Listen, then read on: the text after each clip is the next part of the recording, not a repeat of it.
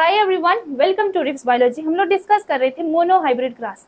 Last class में मैंने आपको बताया था मोनो हाइब्रिड क्रास, मैंने आपको बताया था प्लायोट्रॉपी, मल्टीपल एलीलिज्म, बहुत सारी चीजें मैंने आपको बताई थी और फर्स्ट लॉ हमने कर लिया था। मोनो हाइब्रिड क्रॉस जो होती है उस क्रॉस में हम लोग दो लॉज पढ़ते हैं। एक लॉ पढ़ लिया था हमने, लॉ ऑफ डोमिनेंस। आज हम पढ़ेंगे लॉ ऑफ सेग्रीगेशन। आज हम पढ़ेंगे सेकंड लॉ, मेंडल का second law, law of segregation. Video को स्किप नहीं करेंगे, एंड तक जरूर देखना। आ जाओ। सेग्रीगेशन का मतलब ही होता है सेपरेशन। ये वो लॉ है जिसमें आपको कोई भी एक्सेप्शंस देखने को नहीं मिलती हैं। The law with no exception बहुत ही सॉलिड लॉ है। इसका जो लॉ है ना, वो हर जगह पे अप्लाई होता है। कोई नेचर में कोई एक्सेप्शन आज तक हमें देखने को नहीं मिली है। ये बहुत ही ज्यादा सॉलिड लॉ है। ठीक है। सेग्रीगेशन मतलब सेपरेशन। आ जाओ, पी प्लांट पे आ जाओ, या कोई भी प्लांट ले लो। ये मैंने कोई भी पी प्लांट लिया। अब इस प्लांट का कुछ सेल ले लो जो आगे जाकर के गैमेट बनाए। तो मान लो मैं लेती हूँ पोलन मदर सेल ले लेती हूँ। ठीक है, मैंने लिया पोलन मदर सेल। अब ये प्लांट कोई भी प्लांट हो सकता है, एनी प्लांट। अब मान लो इस सेल के अंदर भाई न्यूक्लियस है। अब न्यूक्लियस के अंदर आपको पता है, न्यूसेलस लिख दिया है मैंने। न्यूक्लियस के अंदर जेनेटिक मेटेरियल क्रोमोसोम पड़े हैं, तो कैरेक्टर को आगे डिसाइड करते हैं। तो मान लो यहाँ पे बड़ा वाला टी और छोटा वाला टी। ठीक है। अब आगे ये जो पोलन ग्रेन है, अब पोलन ग्रेन ये जो पोलन मदर सेल है, ये पोलन मदर सेल आगे जाकर के क्या बनाएगा, पोलन ग्रेन बनाएगा। तो मान लो मैंने ये वाला लिया, टीटी लिया। अब आगे ये गैमेट बनाएगा, मतलब ये गैमेट बनने हैं आगे। तो जब गैमेट बनते हैं ना, दीज आर गैमेट्स, और बड़ा वाला टी इधर आ गया और छोटा वाला टी इधर आ गया। तो इस लॉ ऑफ सेग्रीगेशन में मेंडल ने कहा कि जब भी आगे गैमेट्स बनने होते हैं, जो दो एलील्स हैं हमारे पास, दो एलील्स हैं, two alleles are going to segregate. मतलब जब भी उन्हें दो एलील्स को जब भी वो गैमेट्स में जाती हैं तो उनको सेग्रीगेट होना ही पड़ता है। कभी भी एक एलील, कभी भी दोनों एलील एक गैमेट में नहीं जाती। मतलब अगर मैं ये कहूँ कि ये दोनों एलील हैं, अब जब आगे गैमेट बनने हैं तो मान लो ये दोनों ही इधर गए, ये सेग्रीगेट नहीं हुई। ऐसा हमें देखने को नहीं मिला है। ठीक है, तभी तो इसकी कोई एक्सेप्शन नहीं है। जब भी गैमेट्स बनते हैं दोनों एलील्स को सेग्रीगेट होना ही पड़ता है। एक गैमेट में चली जाती है, दूसरी गैमेट में चली जाती है। कभी भी दोनों, मतलब कभी भी बड़े वाले टी के पीछे छोटा वाला टी नहीं भागेगा। अब मान लो इधर को दोनों बहनें हैं, अगर बड़ी वाली बहन इसमें चली गई और छोटी वाली बहन उसके पीछे नहीं भागेगी, वो अलग गैमेट में जाएगी। This is called law of segregation, law of segregation और लॉ विद नो एक्सेप्शन।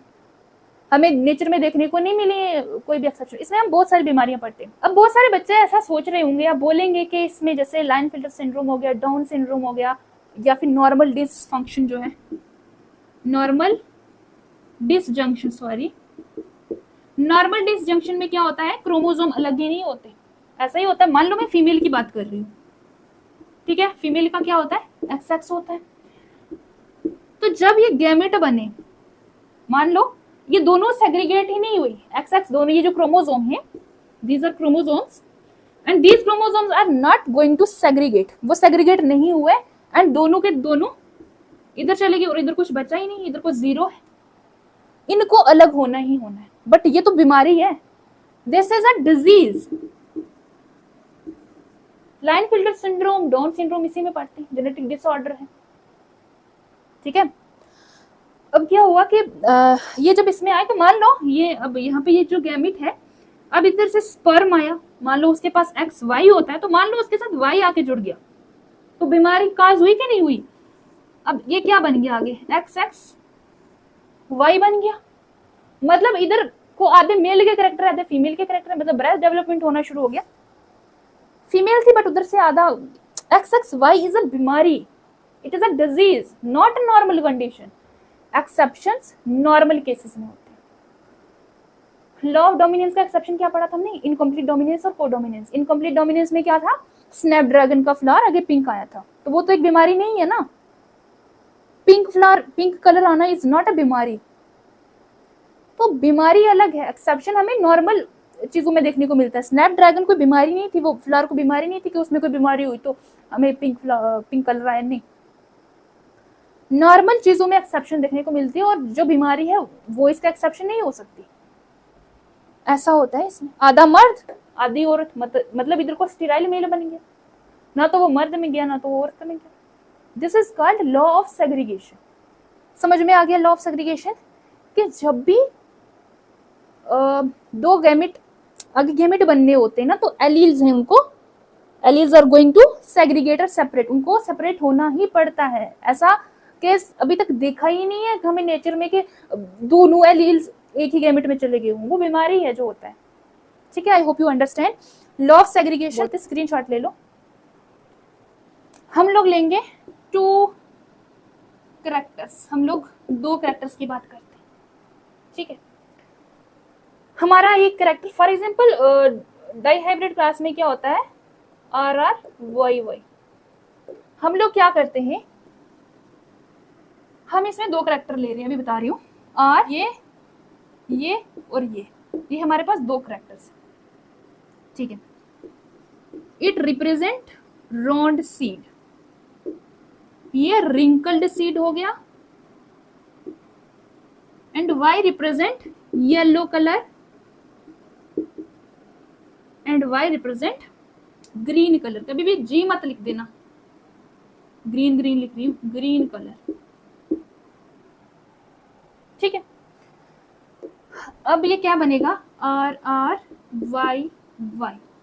एक कैरेक्टर ये है, एक कैरेक्टर ये है, मतलब एक तो हम लोग शेप की बात कर रहे हैं, और दूसरा हम लोग कलर की बात कर रहे हैं। ठीक है, जो डोमिनेंट है वो बड़े वाले आर से, जो रिसेसिव है छोटे आर से, जो डोमिनेंट है बड़े वाले वाई से, जो रिसेसिव है छोटे वाले वाई से। बड़ी वाली चीज हमेशा डोमिनेंट होती है। 2 कैरेक्टर पढ़ लें आप लोग आज हम लोग। अब जो डाई हाइब्रिड क्रॉस, मतलब कि 2 कैरेक्टर्स को लेके उनके बीच क्रॉस करवाना है डाई हाइब्रिड क्रॉस। ठीक है, पढ़ लेते हैं हम लोग। अब जैसे मैं एग्जांपल बताऊं आपको, जैसे आर आर है, वाई वाई है, और छोटा वाला आर और छोटा वाला वाई है। ठीक है, अब इधर को मतलब राउंड सीड की बात हो रही है, और yellow seed plus yellow seeds की बात हो रही है। इधर को रिंकल्ड सीड, जुड़ियों वाले सीड, और इधर को ग्रीन कलर की बात हो रही है। ठीक है, अब आपके लिए कभी भी ये वाला करेक्टर नहीं है, आर आर लिया वाई वाई लिया, this is not a character. ये एक करेक्टर है, ये 2 करेक्टर नहीं है, क्योंकि this is round seed and this is yellow seed. ये दोनों तो सेम ही है, ये दोनों तो सेम ही है। ये एक करेक्टर है, 2 करेक्टर नहीं है। अब कभी भी आर आर वाई वाई हुआ तो ये करेक्टर नहीं है, करेक्टर ये है आर आर वाई वाई। आओ समझाती हूं। अब इन दोनों में क्रॉस करवा लो, मतलब इधर को आप लोगों ने, यार दोनों ही अगर सेम होते तो आगे हम गैमेट्स नहीं बनाते, अलग अलग नहीं करते। इधर से एक आर ले लो, एक आर वाई ले लो बड़ा वाला, उधर से एक छोटा वाला आर वाई ले लो, करवा लो, आर आर वाई वाई बनेगा, बन गया आर आर वाई वाई। ठीक है, इसे हम बोलते हैं वन जनरेशन, फाइलियल जनरेशन। जो डायरेक्टली अपने माता पिता से आगे जन्मी होती है उसे हम F1 जनरेशन बोलते हैं। और ये क्या बना, डाई हाइब्रिड प्लांट। यार मेरे को नहीं लगता आपको यहाँ से नीचे दिख रहा है, इस साइड लिख देती हूँ मैं, अब दिख भी रहा होगा तो कोई इशू नहीं है। डाई हाइब्रिड प्लांट, क्योंकि 2 कैरेक्टर्स हैं इसमें। ठीक है, अब इधर को क्या आया, all round and yellow, all round and yellow seeds. अब आप बोलोगे यार ये कैसे हुआ, बिकॉज बड़े वाले आर ने छोटे वाले आर को डोमिनेट कर दिया, बड़े वाले वाई ने छोटे वाले वाई को डोमिनेट कर दिया। पहले वाले लेक्चर लगा लेना, ऐसा ही होता है। अब उसके बाद क्या करा, ये साफ कर लो थोड़ा थोड़ा में। अब आगे मेंडल क्या करेगा, अब 1 जनरेशन में क्रॉस करवाएगा, करवा ले क्रॉस।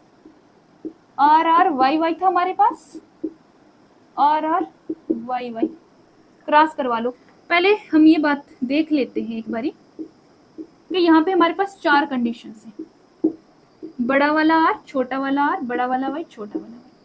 अब इनको करनी है डबलिंग, मतलब जेनेटिक मटेरियल को डबल करेंगे। करवाती हूँ मैं इनको डबलिंग, पहले एक एक वो बना लूँ, ठीक है।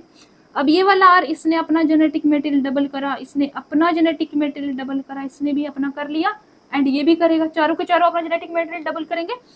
अब जो आर इस पे था, इस पे भी वही आर होगा, छोटा वाला इधर होगा, छोटा वाला आर इधर होगा, बड़ा वाला वाई, हाँ, बड़ा वाला वाई इधर होगा, छोटा वाई है तो छोटा वाला वाई इधर होगा।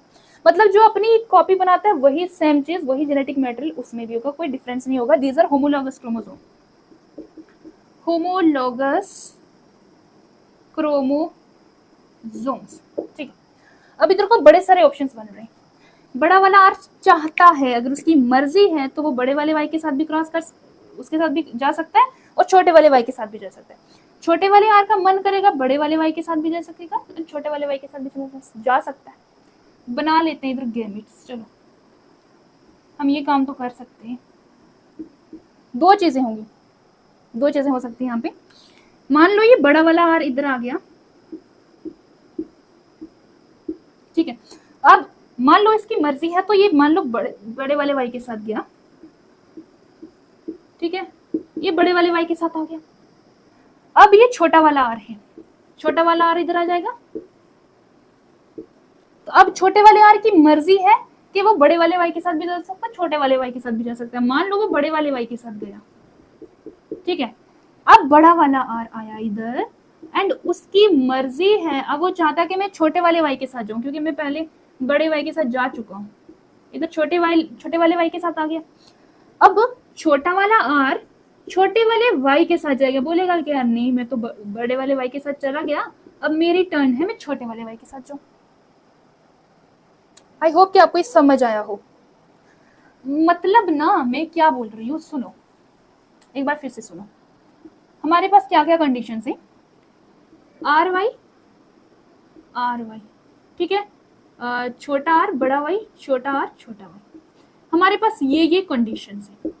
अब बड़ा वाला अगर आर चाहे, अब बड़ा वाला आर चाहे तो बड़े वाले वाई के साथ जा सकता है, छोटे वाले वाई के साथ जा सकता है, छोटा वाला आर छोटे वाले वाई के साथ जा सकता है, छोटा वाला आर बड़े वाले वाई के साथ जा सकता है। मतलब एक लड़का है, देखो 2 लड़के हैं, ये दोनों लड़के हैं, ठीक है, ठीक है, समझे, ये दोनों लड़के हैं। अब आगे 2 लड़कियां हैं, बड़ा वाला वाई भी है, छोटा वाला वाई, ये दोनों लड़की है। बड़ा वाला आर चाहे तो ये बड़े वाले वाई के साथ भी जा सकता है, छोटे वाले वाई के साथ भी जा सकता है। ये वाला लड़का या तो इस लड़की के साथ जाएगा या इस लड़की के साथ जाएगा। अब छोटे वाला लड़का भी यही बोलेगा कि मैं या तो इस लड़की के साथ जाऊं या इस लड़की के साथ जाऊं। बहुत सारे ऑप्शन है। अब बड़े सारे ऑप्शन है तो पन्नेट स्क्वायर नाम की भी कोई चीज है, जो कि रेजिनाल्ड पन्नेट ने दिया था मेंडल को कि तुम मेल गैमेट अलग से लिख दो, फीमेल गैमेट अलग से लिख दो, और आपस में वो मिला लो, उनको फ्यूजन करवा दो।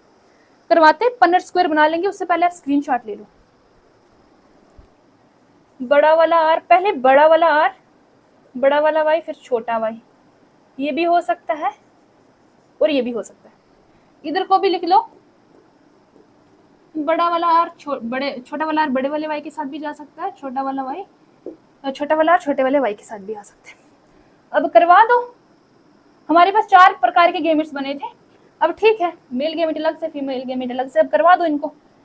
आर आर बड़ा वाला वाई, पहले ऊपर वाले कर लो, बड़े वाले 2 आर, ये पहले बड़ा वाला आर लिखते हैं, फिर बड़ा वाला वाई ऐसे लिखते हैं, ठीक है, फिर आर एंड आर, बड़ा वाला वाई और छोटा वाला वाई, ठीक है। इधर लिख लो, पहले हर जगह पे ना आर लिख दो, बड़ा वाला आर, बड़ा वाला वाई, छोटा वाला Y, R R Y Y, R R Y Y, इधर को आर आर वाई वाई लिख दो।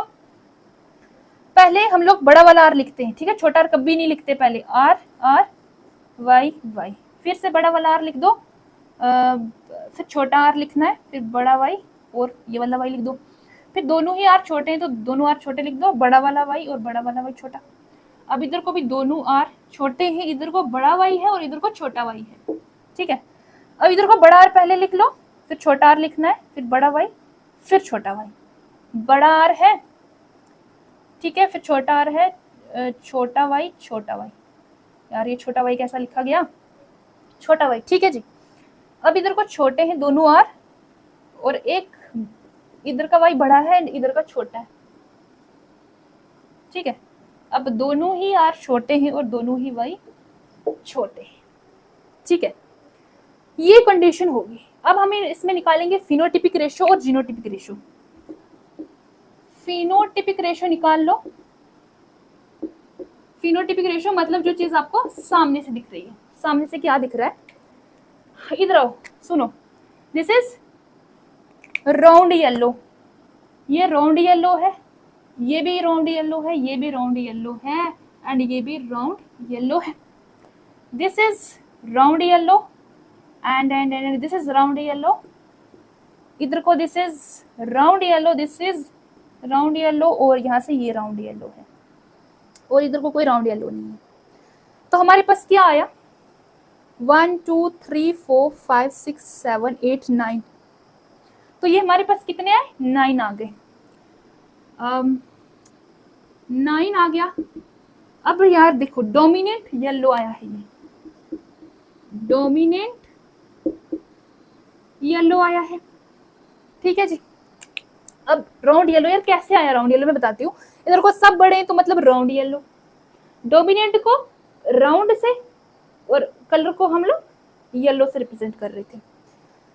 जहां पे भी इसका एक बड़ा हो और इसका एक बड़ा हो वो हमारा राउंड येलो होता है। इधर देखो बड़ा वाला आर और बड़ा वाला वाई है, दोनों कैरेक्टर्स में जब दोनों जगह पे कैपिटल हो उसे राउंड येलो ही बोलना है। मान लो इधर को बड़े वाले, इधर को ये बड़ा था बट ये छोटा था, इधर को दोनों बड़े थे और दोनों छोटे थे, मतलब एक कैरेक्टर बड़ा है छोटा, तो there is no dominant yellow. यहाँ कुछ नहीं है, अभी बताऊंगी ये क्या है। तो राउंड येलो ये आया और वो भी कौन सा, डोमिनेंट वाला, डोमिनेंट येलो, राउंड येलो, ठीक है, येलो लिखा था मैंने, राउंड येलो। अब देखो, अब राउंड ग्रीन देखना है, राउंड येलो देख लिया, राउंड ग्रीन देखना है। अब देखो राउंड ग्रीन कौन कौन सा होगा हमारे पास, दिस इज राउंड, ये राउंड है, राउंड ग्रीन है, this is round green, round green. कितने आ गए, 1 2 एंड 3, 3 आ गए हमारे पास, 3 मतलब राउंड ग्रीन आ गए। अब रिंकल्ड येलो देखना है, फिर रिंकल्ड ग्रीन देखना है, ठीक है जी। रिंकल्ड येलो देख लेते हैं हम। रिंकल्ड के लिए छोटा वाला आर और येलो के लिए बड़ा वाला वाई। यहाँ पे छोटा वाला वाई है, छोटा वाला आर छोटा वाला वाई है, मतलब ये क्या है, ये रिंकल्ड येलो है, ये रिंकल्ड येलो है and this one is wrinkled yellow. तो कितने आ गए, 1 2 3। रिंकल्ड येलो भी हमारे पास 3 है, ठीक है। Recessive wrinkled yellow. अब रिंकल्ड ग्रीन बचा, तो रिंकल्ड ग्रीन है ही हमारे पास एक है, तो 1। Phenotypic ratio is 9:3:3:1। Genotypic ratio निकाल ली। जीनोटिपिक रेशो मतलब असलियत क्या है, जीनोटिपिक रेशो। पन्नट स्क्वायर साफ कर लीजिए, जगह चाहिए। जीनोटिपिक रेशो कैसे निकालते वो निकाल के बताओ। सबसे पहले अपने बड़े वाले आर को लिख देना है, आ जाओ, आर आर लिख दो, 1 3 4 5 6 7 8 9 10, एक यहाँ पे लिख देती हूँ मैं, ठीक है, और 12। आई होप कि आपको यहाँ से नीचे विजिबल हो, ठीक है। 3 3 6 3 9 10 11 12, 12 लिख दिए। अब बड़े वाले आर कितने उसके साथ में वो गिनो, 1 2 3 4, 4 ही है, लिख लो, लिख ली। अब छोटे वाले आर देख लो, ये 12 है हमारे पास, आर आर आर लिख दो, आर लिख दो, आर आर, कितने आर लिखे, 3 6 7 8, यहाँ पे लिख देते 9 10 11 12। अब बड़े वाले वाई देख लो, बड़े वाले 2R के साथ बड़े 2Y यहाँ पर, अब बड़े वाले 2R के साथ बड़ा वाला Y और छोटा वाला Y आया, बड़े वाले 2R के साथ बड़ा वाला Y और छोटा Y आया, बड़े वाले 2R के साथ छोटे 2Y आ गए। ठीक है जी। अब 2Y कितने, एक ये आ गया, एक ये आ गया, दो ये आ गए, और यहाँ पे कोई नहीं है। अब देखो जो बड़ा वाला R और छोटे वाले Y, उसके साथ बड़ा वाला Y और छोटा वाला Y कौन सा है, ये आ गया, एक दो 3 4 लिख लो। अब बड़ा वाला R और छोटे वाले R के साथ छोटे वाले 2Y कौन से हैं, छोटे वाले 2Y, एक, उसके बाद 2 लिख लो, छोटे वाले 2Y। ठीक है। अब छोटे वाले R बचे हमारे पास, पहले जिनका छोटा वाला R है वो देखो हमारे पास 4 ही बचे, इधर 4 ही बचे, तो पहले बड़े वाले Y को ले आएंगे, R Y ले आए, उसके बाद R Y ये 2 आ जाएंगे, बड़ा वाला Y छोटा वाला Y, बड़ा वाला Y छोटा वाला Y, और R Y। ठीक है। अब देखो जीनोटाइपिक रेशियो कैसे निकलती है, ये हमारे पास एक ही है तो हम इधर को लिख देंगे 1, ये मिलते जुलते हमारे पास 2 है तो इधर को हम लिख लेंगे 2, तो बड़े वाले R है और 2 ये छोटे वाले, तो ये इधर 1 आ जाएगा, 1 लिख लो। अब मिलते जुलते कितने हैं, ये 2 है, ये सारे चारों के चारों एक जैसे हैं, 4 लिख दो, और ये दोनों एक जैसे हैं, 2 लिख दो। इधर को ये एक अलग से है, ये दोनों मिलते जुलते हैं, 2 लिख दो, और ये बिल्कुल अलग है तो 1 लिख दो। अब ये तो निकालना बता दिया मैंने, अब आपको लर्न कैसे करना है। जीनोटाइपिक रेशियो यहाँ लिख देती हूँ, लर्न बताऊंगी कैसे करना है। कितनी जीनोटाइपिक रेशियो निकली हमारी, 1:2:1:2:4:2:1:1। This is our genotypic ratio. Learn कैसे करोगे, पहले 1:1 लिखा, फिर इसका डबल 2:4:2, इसका डबल हो गया, फिर 1:1, 1:1, 2:4:2, 1:1। This is genotypic ratio. अगर आपको ये सब नहीं जानना है, इस चीज के बारे में नहीं जानना है, तो सीधा जीनोटाइपिक रेशियो को रट लो, 1:1, 2:4:2, 1:1। ये तो इजी है, 9:3:3:1 जीनोटाइपिक।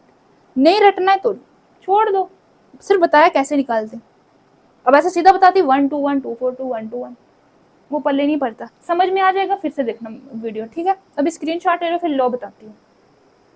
तो अब लॉ ऑफ इंडिपेंडेंट असॉर्टमेंट पे आ जाएंगे। डाई हाइब्रिड क्लास में हम एक लॉ पढ़ते हैं, लॉ ऑफ इंडिपेंडेंट असॉर्टमेंट, और मोनोहाइब्रिड क्लास में हमने 2 लॉज पढ़े थे, law of dominance and law of segregation. Law of independent assortment, देखो मेंडल ने डाईहाइब्रिड क्लास करा और उसके बेस पे उसे लोगों को बताना था कि मैंने क्या क्या एक्सपेरिमेंट किया, और उसके लिए उसने एक लॉ बना दिया, law of independent assortment. Independent assortment से ही नाम मतलब समझ लो, alleles of gene located on different chromosomes assort independently of each other. Different chromosome है मतलब अलग अलग क्रोमोसोम पे जो जीन्स पड़े, मान लो इधर को बड़ा वाला टी था और इधर को छोटा वाला टी था, ठीक है।